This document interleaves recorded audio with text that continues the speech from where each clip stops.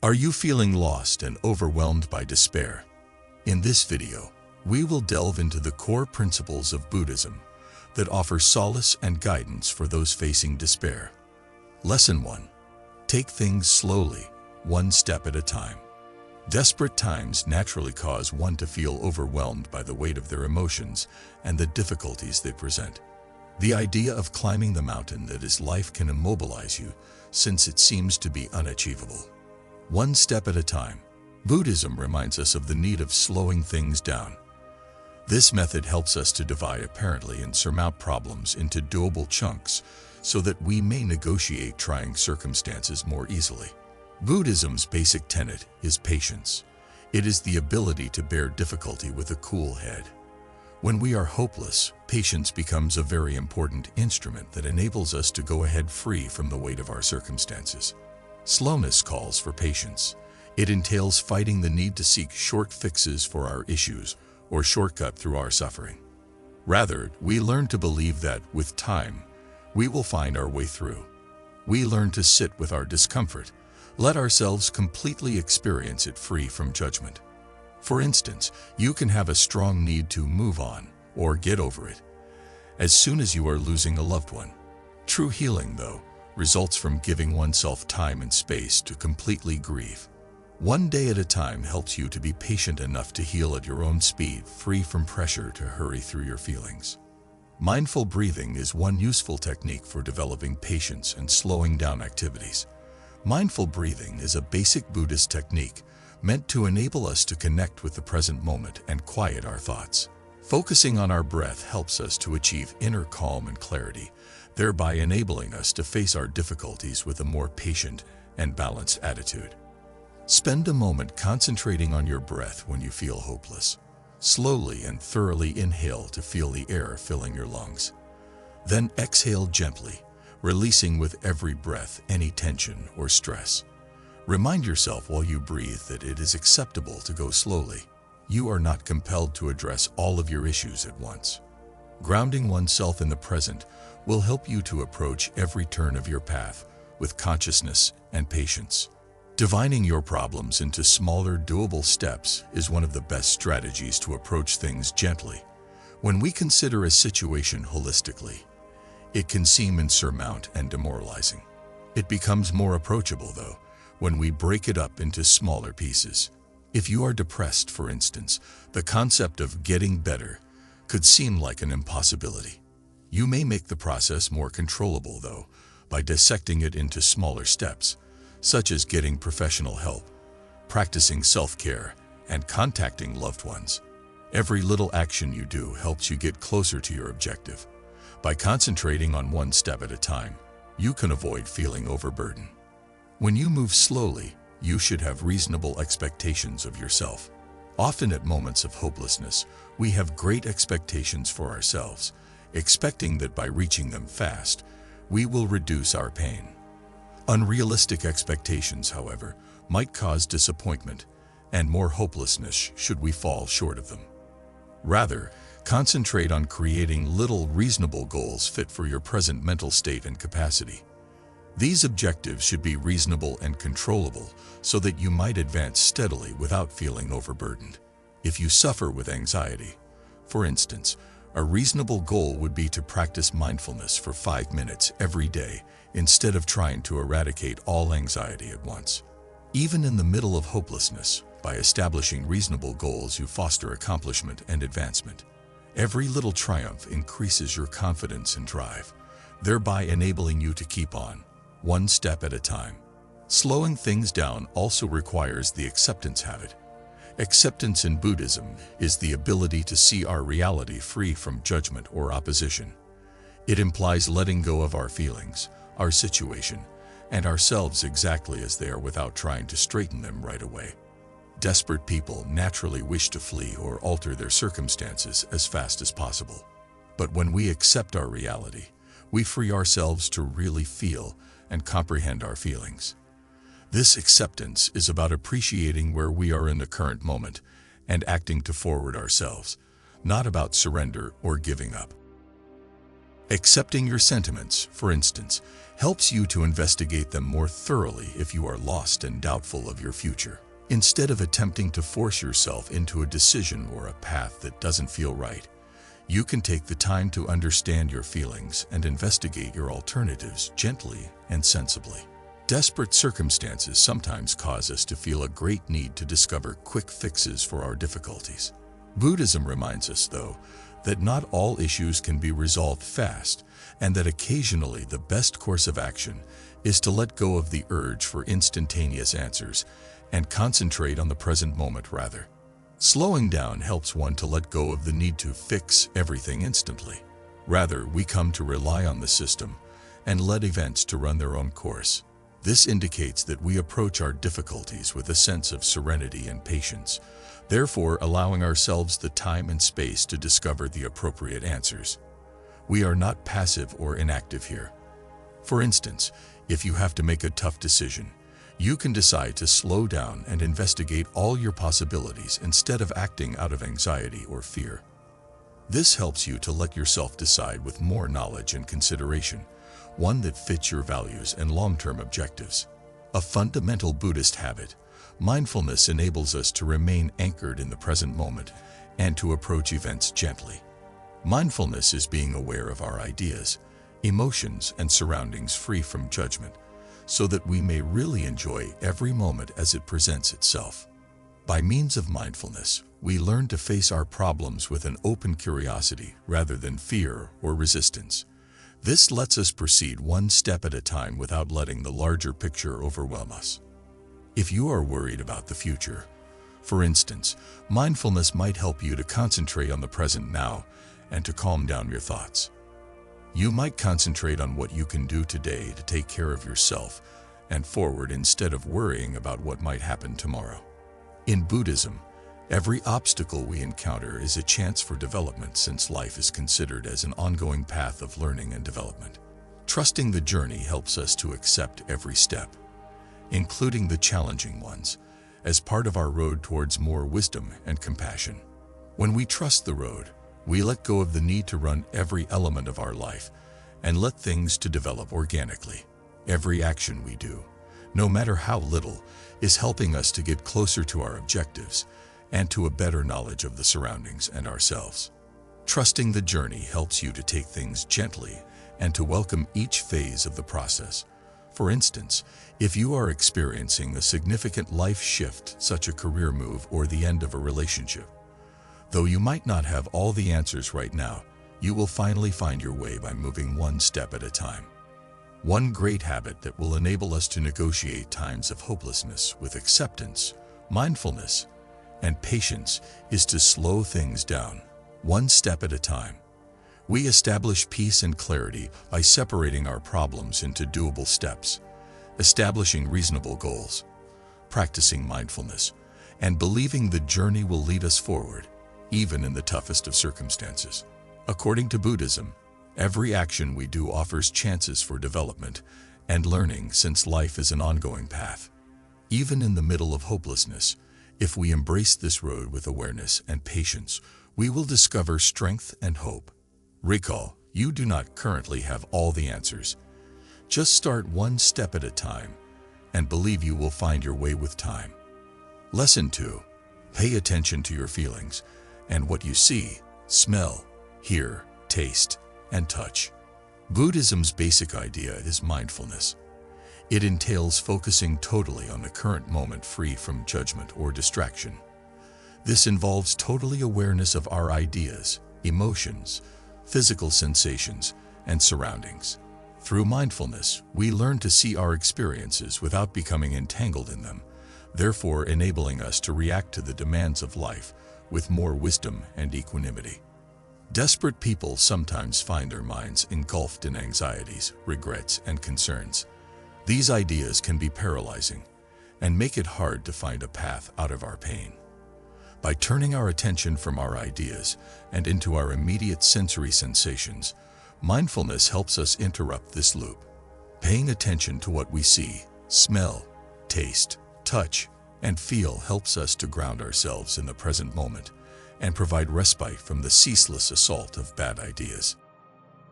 Every one of our five senses, sight, smell, hearing, taste, and touch, offers a different approach to engage the current moment.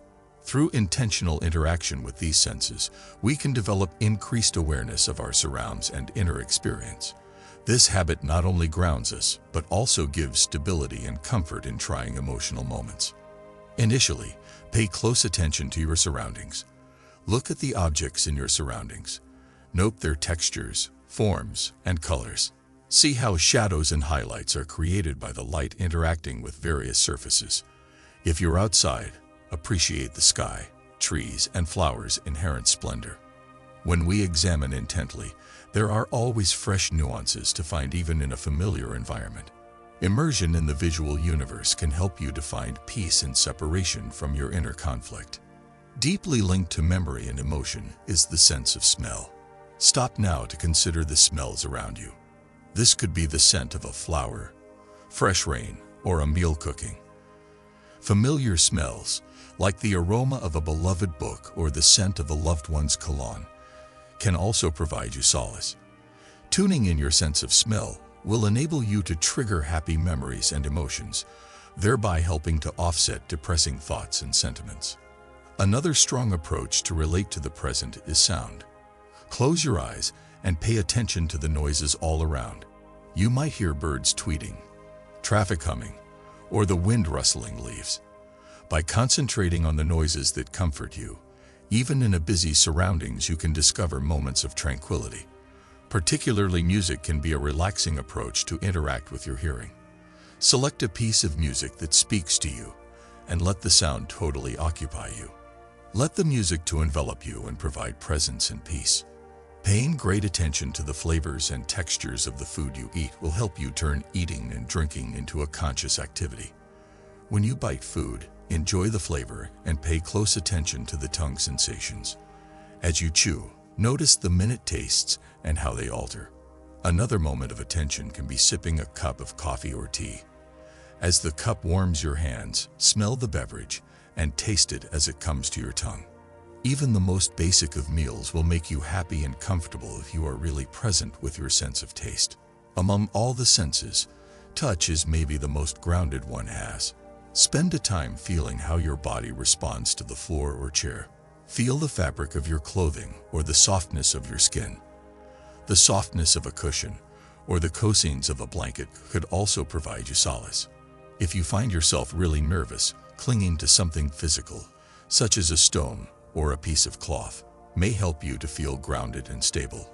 Connecting with your sense of touch will enable you to establish a physical anchor supporting your calm and present awareness. Mindful breathing is among the best strategies for relating with your senses and emotions. Though we do it constantly, most of the time we do it unintentionally. Your breath will help you to establish a strong connection to the present. Choose a comfortable posture, either sitting or lying down. Then learn deliberate breathing. If it feels natural, close your eyes. Start by just noticing your breath. As the air comes in and goes out your nose, feel it. With every breath, notice your abdomens rise and fall as well as your chest. Should your thoughts stray, gently bring them back to your breath. You might also notice the emotions you're experiencing when you breathe. Imagine yourself inhaling in peace and quiet with every inhale. Exhale and see yourself releasing any tension or stress. This basic exercise can help you reconnect with your body, quiet your thoughts, and foster inner serenity. Mindfulness need not only apply to official meditation techniques. Paying attention to your senses as you go about your daily business will help you to develop mindfulness. Every activity, from showering to dishwashing to walking to work, offers a chance for mindfulness practice. Pay close attention to the sensory experiences involved while you participate in these pursuits. Feel the water on your hands as you wash the dishes. Feel the warmth of the water on your skin as you shower, or feel your feet hitting the ground as you stroll. Being totally present with these activities can help you to turn even the most routine chores into times of awareness and tranquility. Paying attention to your sensations and emotions will enable you to establish grounding and presence that will assist you negotiate difficult periods of depression. This exercise not only enables you to relax, but also lets you enjoy happy and peaceful times even within difficult circumstances. Sensual awareness also enables you to reestablish contact with your surroundings. One easily feels alienated and disconnected while we are in hopelessness. Engaging your senses helps you to remember yourself that you are a part of something greater and rebuild your relationship to the environment. This feeling of connection will assist you to realize that you are not by yourself in your difficulties and will offer hope and comfort. Seeing your experiences free from judgment helps you to treat yourself compassionately and sensibly. Healing and resilience depend critically on this self-compassion, which will help you to negotiate hopelessness with more grace and courage. Lesson 3. Think about your thoughts and feelings. Our experience with life is much influenced by our ideas and emotions. Desperate times might cause our minds to be overwhelmed with negative ideas, which would cause us to think there is no way out. Buddhism reminds us of the need of looking at our ideas and emotions, knowing their nature, and changing them to get hope. In Buddhism, ideas are considered as fleeting and temporary, much as clouds passing over the sky. They come and go. They neither define us personally. But when we feel hopeless, it is simple to relate to our negative ideas, since we believe they depict an immutable reality. We can start to separate from our ideas, since we realize they are temporary. This is observing people without becoming caught in their story, not discounting or stifling them. Known as vipassana or insight meditation, this exercise helps us to view our ideas detachedly and clearly. If you find yourself thinking, "I'm all alone," for instance, ask yourself whether this is indeed the truth. Though they are not really here right now, are there persons in your life who really care about you? Could you find communities or support groups to get involved with? You provide room for a more positive viewpoint by questioning the idea. Examining the underlying reasons of our hopelessness will help us to release the attachments and aversions that are holding us mired. Though it might be difficult, this self-discovery journey is also freeing. We open room for fresh opportunities and a fresh hope as we let go of our hold on these mental constructions. Metta, or loving-kindness meditation, is yet another potent Buddhist practice for changing our ideas and emotions. This exercise helps us to grow in love and compassion for others as well as ourselves. Desperate situations make one prone to self-criticism and harshness. Meditating loving-kindness allows us to soften these bad attitudes and substitute compassion and kindness. Start your metta practice by first centering yourself. As you repeat the following lines, let yourself feel the warmth and compassion underlying the words. May I be happy. May I be healthy. May I be safe. May I live with ease. After that, you can share these wishes with other people. First with close ones, then progressively include all living entities. Growing loving kindness helps you to change your attitude to the world and yourself. This change of viewpoint will enable you to discover hope even among hopelessness. Lesson 4. Find the purpose or significance in things.